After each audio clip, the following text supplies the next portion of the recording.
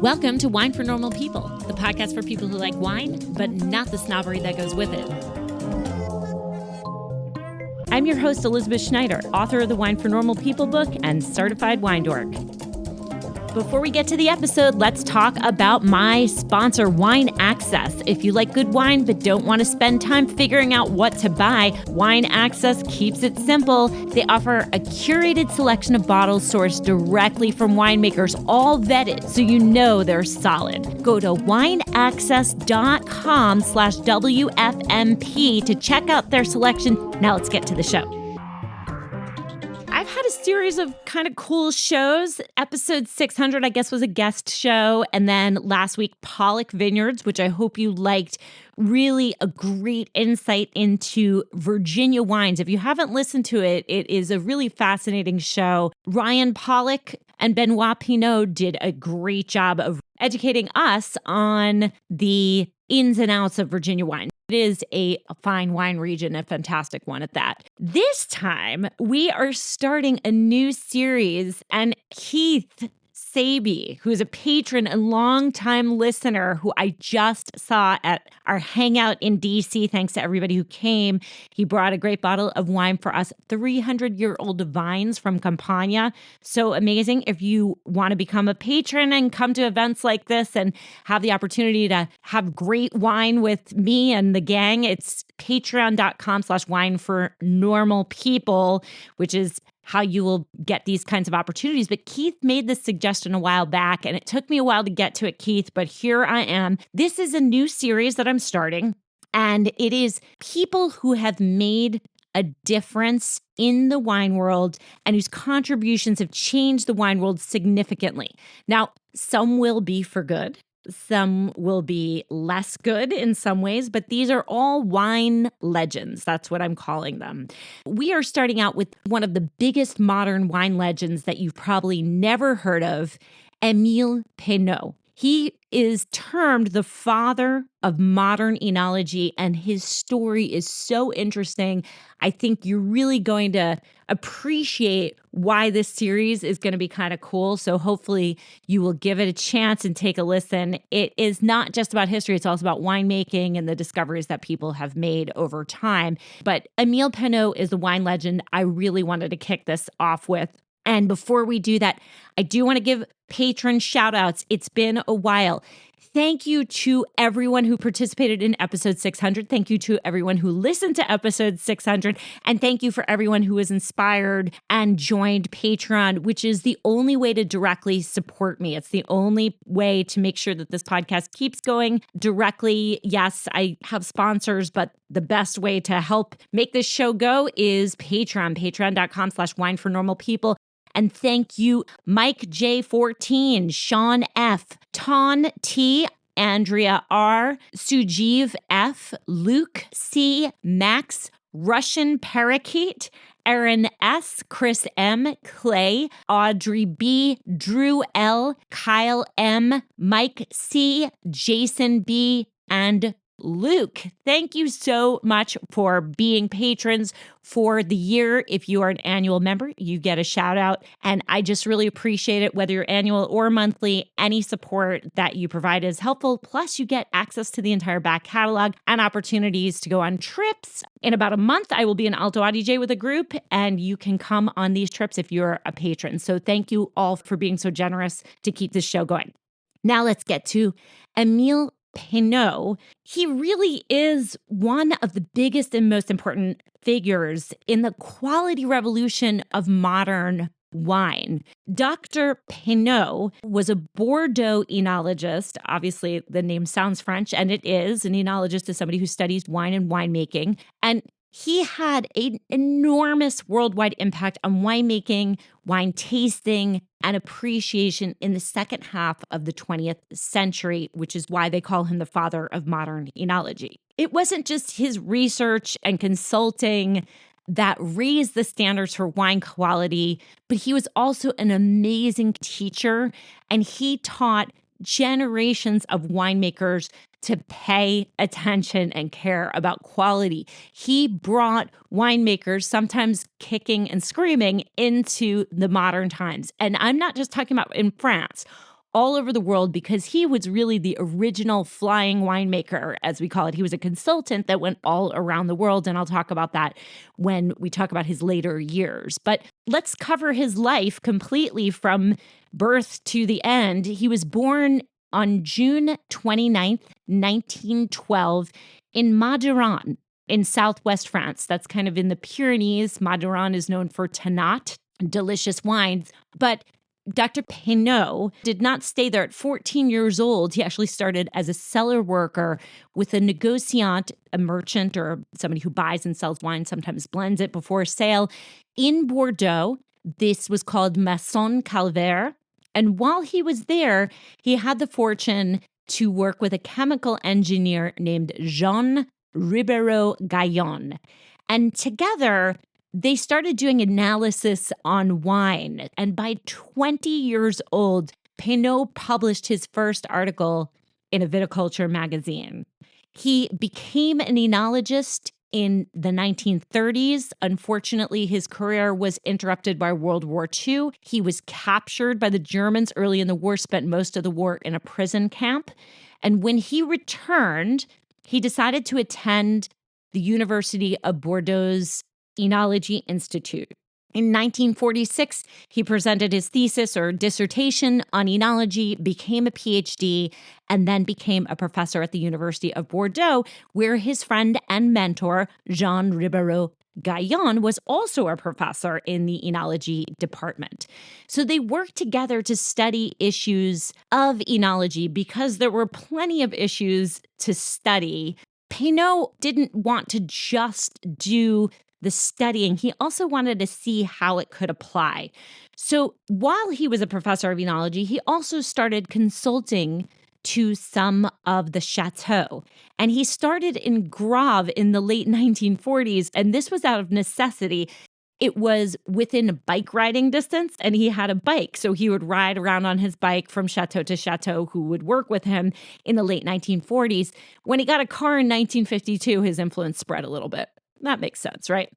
The thing about Dr. Peynaud is that everyone says that not only was he humble and very kind, but he was an amazing communicator. He understood how to take very difficult ideas about wine and enology and make them accessible to cellar workers and vineyard workers so that everybody could join in on these new ideas. He realized, and this is a quote from him, "My job was to teach them how to do theirs properly."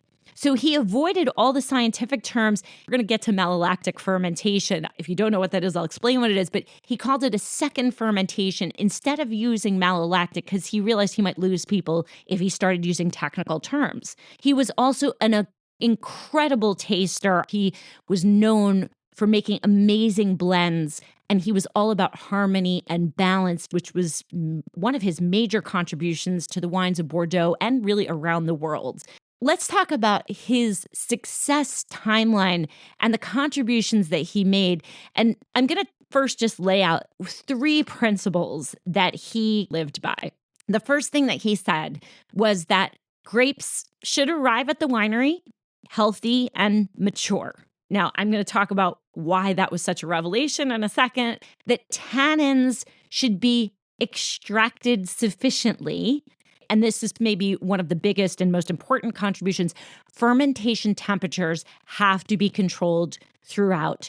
Maceration has to be long enough, and malolactic fermentation has to be understood and welcomed in red wines.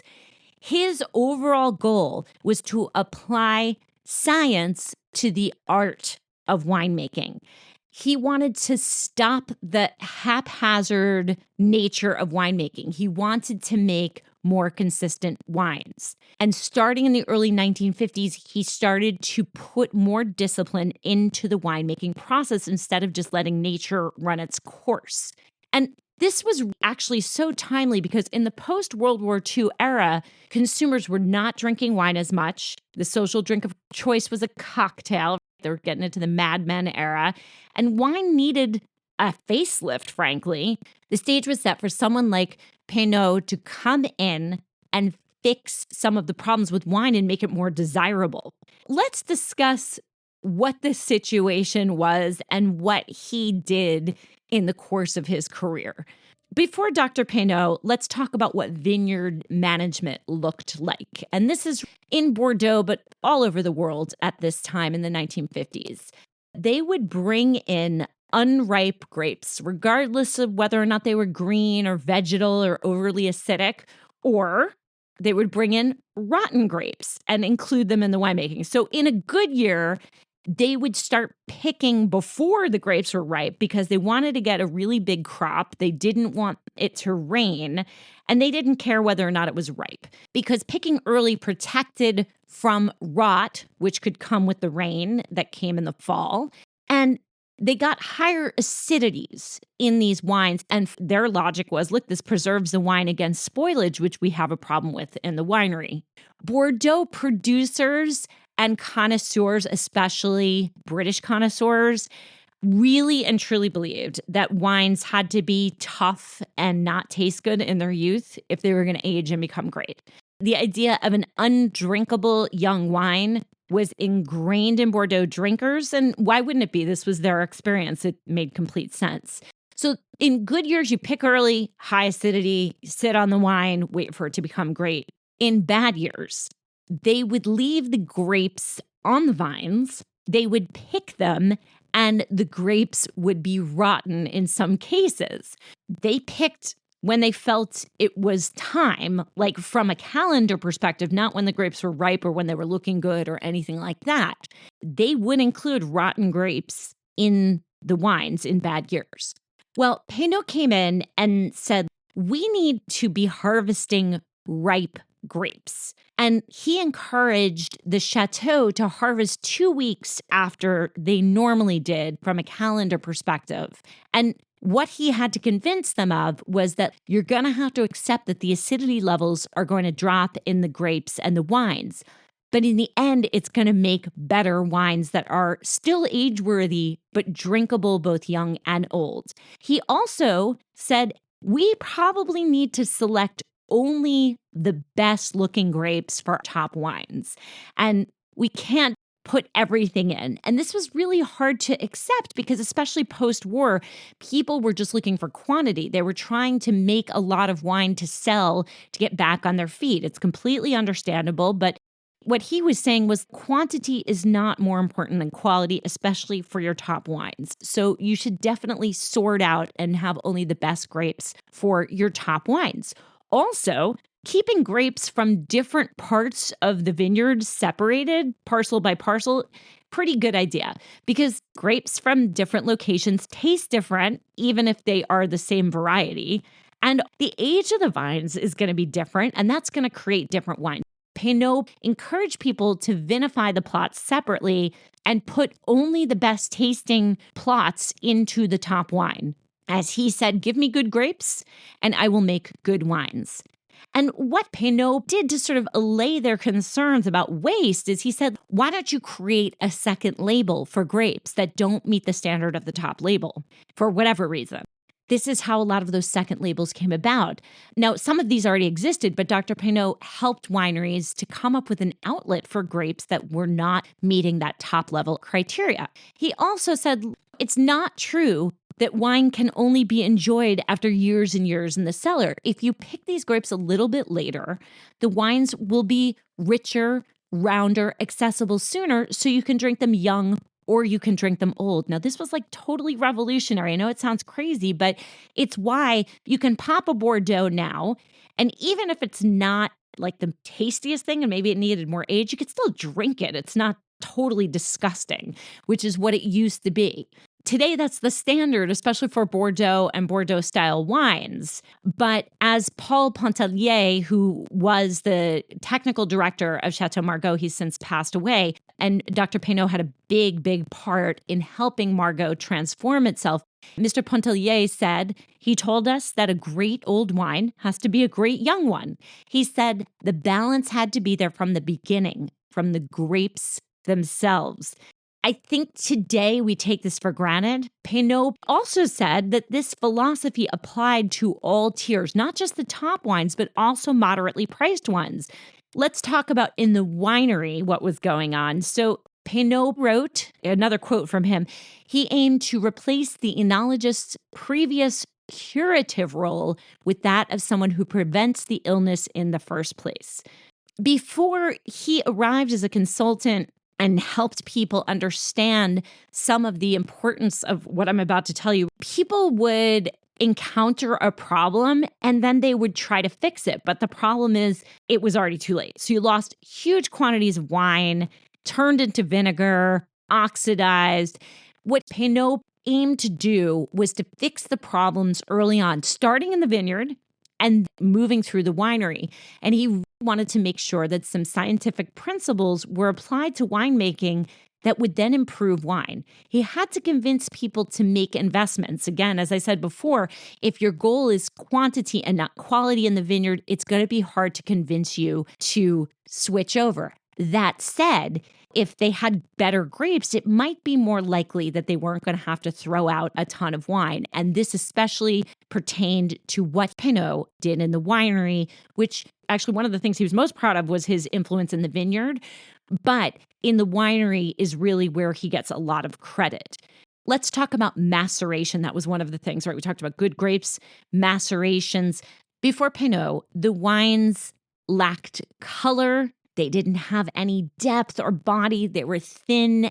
Maceration times were too short. And Peynaud came in and said, if you want more color and more body and more flavor, you have to macerate the grapes, put it in that grape soup, the juice, the skins, the seeds, for longer than just 10 days. You might need a few weeks to get more concentration of flavor and more balance and more power in these wines. And it worked. And that's how we do red wine macerations today, for the most part, for powerful wines, for wines that we want to age. It's going to give them more tannin, it will give them more color, and it'll certainly give them more flavor. So you've got to make sure that you are giving the wine time to absorb everything that the skins have to offer. Also, and this is where things were kind of gross. Okay, before Peynaud, the wineries were filthy. There was very little cleaning. They were using oak vats over and over and over again without sterilizing them for the most part, or just using a little bit of sulfur. It wasn't enough. The oak vats were old. They were riddled with bacteria. The wines were oxidized.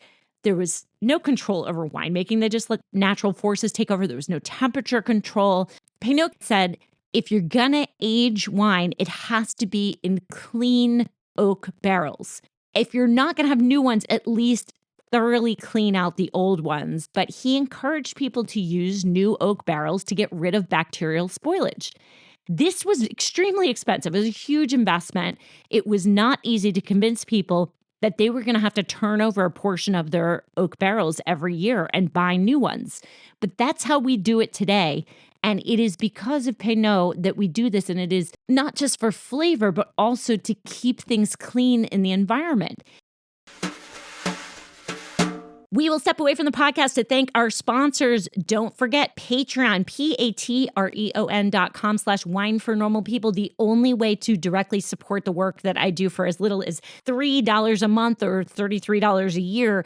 You can help this podcast keep going, and I would really, really appreciate it. And you get to become part of the amazing community and get together and have bottles from people like Keith who bring special bottles to Hangouts because we are the ones who appreciate it most. Also, winefornormalpeople.com/classes. I am about to stack the deck with a ton of classes going through part of the summer. So get on it today. And I'm happy to announce that within the next week or so, pre-recorded classes will be going live. So if you can't take the live classes, there will be 6 or 7, I can't remember how many pre-recorded classes, including the basics of wine tasting, which actually covers a lot of the philosophies that Dr. Peynaud espouses. And I'll talk about that in the second half of the show.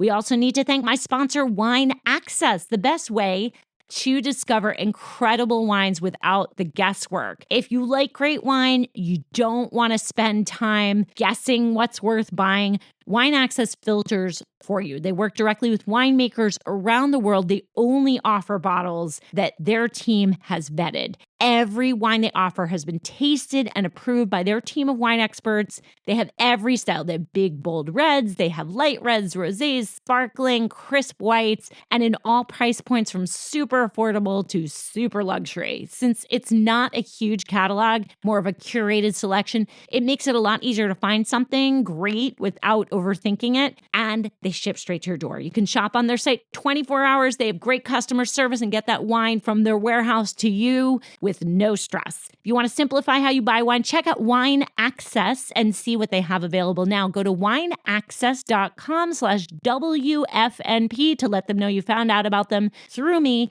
Wineaccess.com/WFNP. And now let's get back to the show. He also encouraged stainless steel tanks for fermentation. He studied France's dairy farmers and how they use stainless steel to stabilize their products. And he applied this to wine, especially during fermentation, because he noticed that fermentation temperatures affected the wine's flavors in an extreme way. Not only was it easier to clean these things and easier to keep the bacteria out, if you use stainless steel tanks, you could get control of the fermentations because they did have temperature control. If you didn't have control over fermentations, it was unmanageable. So you'd have spoilage all the time. Vintages were turning into vinegar. You're just trusting nature to get that fermentation done without the opportunity for temperature control. Temperature-controlled fermentation is one of the biggest contributions to wine quality in the modern era. Bacteria multiplies faster in warmer conditions. Cool temperatures, consistent temperatures, and the ability to control those temperatures during fermentation revolutionize wine quality in a way that cannot be underestimated. And this is partially from Peynaud's application of what he learned from dairy farmers. And he didn't just apply this in Bordeaux. I should say that in the late 1950s, the Champagne House of Mercier invited him to help. He came in and suggested that they do a very slow, clean, cool fermentation in stainless steel. And they realized that in doing this cool fermentation in the base wine of Champagne, you were going to conserve subtle, delicate aromas. And when you did the secondary fermentation, the champagne producers already knew you needed to do that in a cooler environment. They already had their underground caves. But the primary fermentation was very, very important to the overall quality of wine. So that was in the late 1950s. And what Peynaud understood immediately was that this wasn't just champagne. You could do this for any base wine. If you controlled the fermentation, did it slowly, did it in stainless steel, you could have really great dry wines and it could be clean and not oxidized. This practice is used all over the world today for dry white wines. An enormous innovation that we can't even begin to think what it used to be like. It wasn't just the dry whites of Bordeaux, but all over the world, people started doing this. And the other thing, malolactic fermentation. So what is malolactic fermentation? To refresh you or to tell you, it's a secondary fermentation. It takes hard malic acid, which is like green apple acid, and it turns it into softer acid, lactic acid. It's basically biological de-acidification. It softens the wine and it gives it a smoother texture because it takes the edge off that green apple harsh acidity into softer acidity. Before Dr. Peynaud, winemakers knew or suspected that there was another fermentation taking place in both their vats and their bottles, but they didn't know how to control it. They didn't even know what it was. They knew it was bacteria because they looked at it under a microscope. And in all the enology books, malolactic fermentation was seen as a sickness or a problem for the wine. It was seen as spoilage. This was a bad thing. When wines were going through it, people were trying to prevent it. And Dr. Peynaud in the 1950s said, you should not be trying to prevent malolactic fermentation in red wines. You should be trying to encourage it, because if you do that, you're going to get softer acidity in your reds. You won't have frothy wines and you won't have problems with spontaneous malolactic fermentation happening in the bottle or the vat. you will control it. But not only that, it's going to make your red wines more pleasant. You should try to motivate malolactic fermentation by playing with the temperature or increasing the level of bacteria to try to get it to happen in most red wines. The thing is, today, almost all red wines go through malolactic fermentation, not all white wines. We talked about the temperature control, the importance of delicate flavors. White wines, it's a different choice. But for red wines, this is a good thing. It takes a lot of edge off of red wines. Most red wines go through malolactic fermentation or second fermentation. And this is partially because Dr. Peynaud in the 1950s suggested it. And people tasted the wines and they realized that they were really great.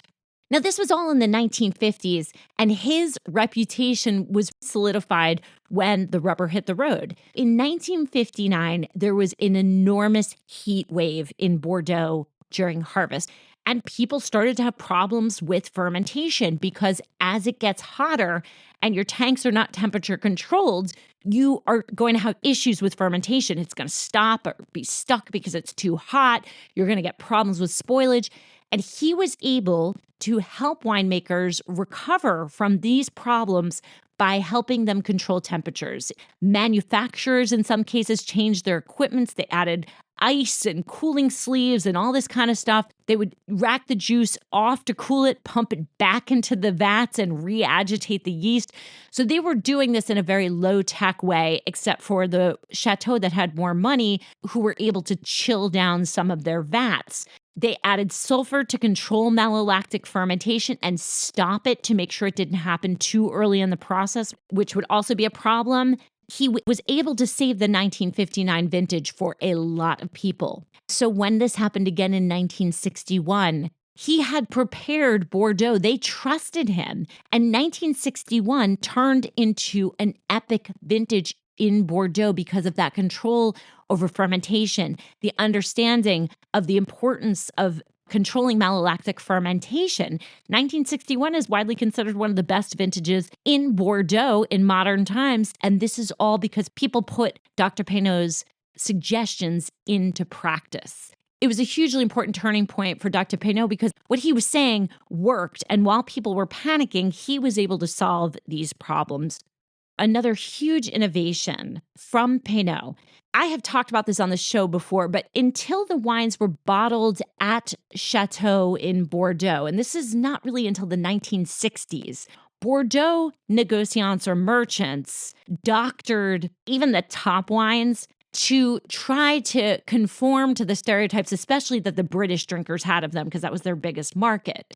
Dr. Peynaud talked about his 20 years at Maison Calvé, which was the negociant, and said not a single bottle of wine, no matter how famous, left their cellars without at least a 10% bump from wines from the Rhone, from Spain, from Algeria. These stronger wines were being added to the fine Bordeaux Chateau before the 1960s.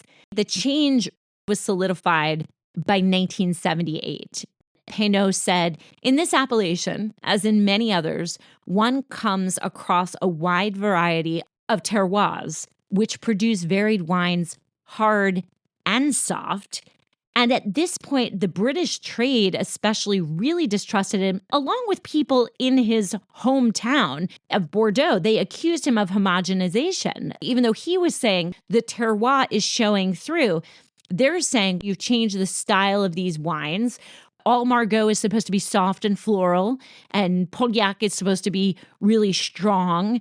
And they accused him of homogenization, especially the trade. They accused him of Peynaudization, which is like homogenization of the wine. They said there wasn't enough acidity. They were too balanced. They were suspicious because they were able to be consumed younger. He was really just improving the quality. He was making the wines richer and more flavorful, and people were not used to that. It made them uncomfortable. So they accused him of homogenization. However, if you look at the wines that he worked on years later, they're all very, very different. He did have a lot of consulting opportunities, but he was just concentrating on how to fix things in the winery and also to make sure that the grapes came in good condition. Funny enough, he had a lot of people that he taught, but one of his pupils was Michel Rolland, who passed away a few weeks ago. And Michel Rolland is another person who people have accused, including me, of homogenizing wine. I think there's a big difference because whereas Peynaud was changing the way that cellars functioned and worked and making sure that they were cleaner and making sure that they had sanitary practices and that there were processes put in place, yes, that might have come across as homogenization, but in the end, it was really just cleaning something up that was really kind of gross. Michel Rolland had a different task because his mentor had already done that work. Maybe there's an argument that Rolland couldn't do what his mentor did because that was already done, so he was putting his stamp on things. But Peynaud, years later, people stopped criticizing him. I think it's a different scenario. The accusation of Peynaud homogenizing wine had more to do with the fact that it was pretty good and there wasn't a lot of variation in what was good or bad, even though it tasted different, versus all the wines going through microoxygenation and doing the same thing. He didn't encourage that. He just said, clean up your wineries. So I've already mentioned this, but I'll say it again. Part of the reason also that Peynaud was so effective is that he not only was a great researcher and consultant, and he had rigorous scientific methods, but by all accounts, he communicated in a very clear way and a kind way to talk about why he was doing what he was doing. And so people of all walks and all age groups and all, the older people and the younger people could understand what he was saying. It made sense. And they felt more comfortable investing in his techniques or, from a monetary perspective, investing in the wineries. He was respectful, he was gentle, and he convinced these chateau owners to take risks and invest in better, cleaner cellars, which eventually led to way, way better wines, the wines that we know today. Another huge contribution that Émile Peynaud made happened with one of his first books. Now, he published hundreds of articles, and he did publish a really important book on winemaking.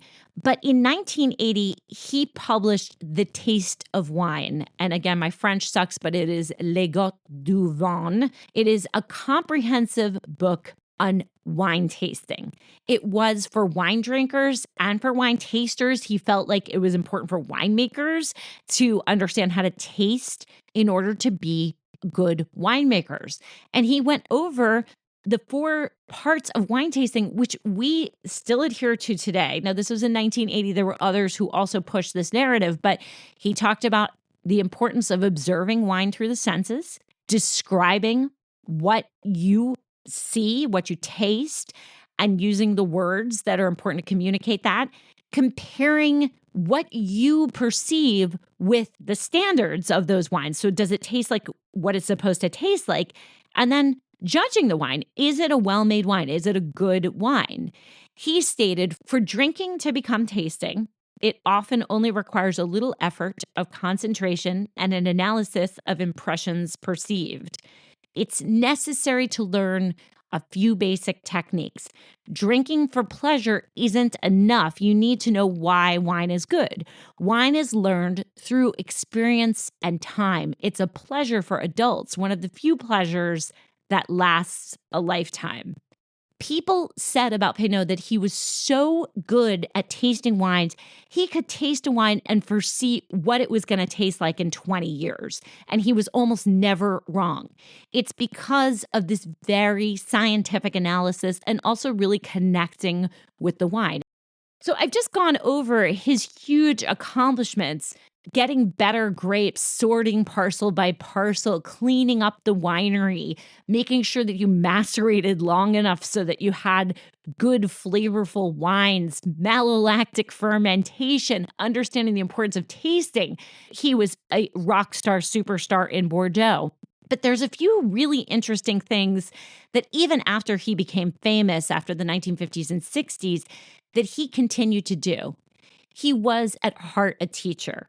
Every Monday from November to May, from 1949 until he retired from the University of Bordeaux as the chairman in 1977, so almost 30 years, Peynaud conducted Monday seminars, and he taught young winemakers rules for making and tasting wine. He wrote 300 scientific articles. The second book he wrote was called Knowledge and Work of Wine, which was a practical book that talks about the introduction to wine, its production techniques, aging.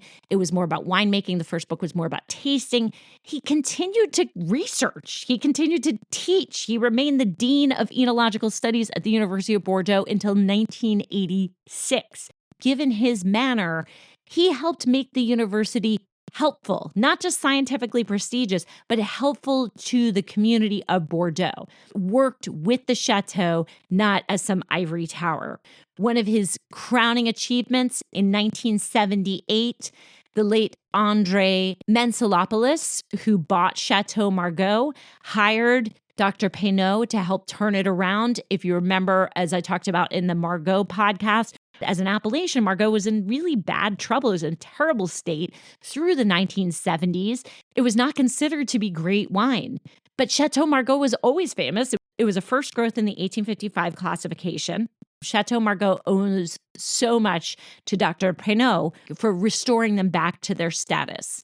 He did this for a lot of chateaux, though. He had, at one point, by some measures, 150 clients across Bordeaux. This consulting thing was really, really important to him because even after he retired from university life, he wanted new horizons and said, if you stay on home ground, you never learn anything new.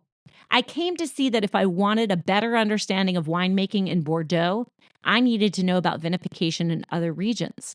So he moved into Spain. He modernized so much of Rioja and a lot of Spain's other regions for that matter. He worked in Greece, in California, for Conchitoro in Chile, in Peru, in Mexico. In Italy, he worked with the Antinoris on the Super Tuscan Reds, which makes sense, Bordeaux varietals, Solaya and Tignanello. He was the Decanter Man of the Year in 1990.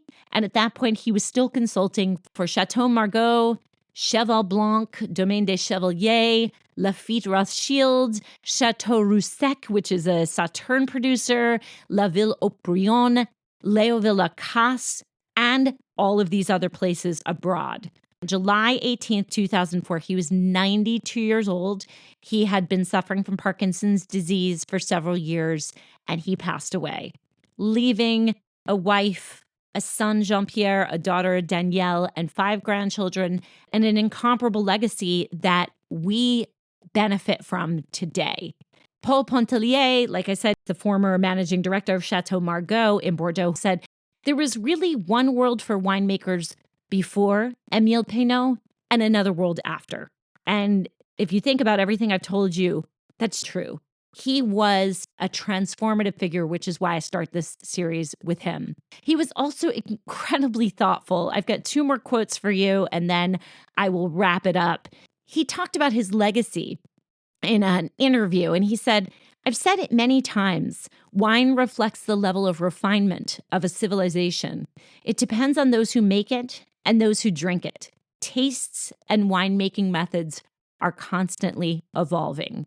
So he was not so egotistical to think that what he did was going to impact winemaking forever, but he probably should have, because I think what he has done, what he did, his legacy is so important to modern wine that even if things evolve, it will always be important. The ideas that he brought to the table, the way that he was able to present them were so very important.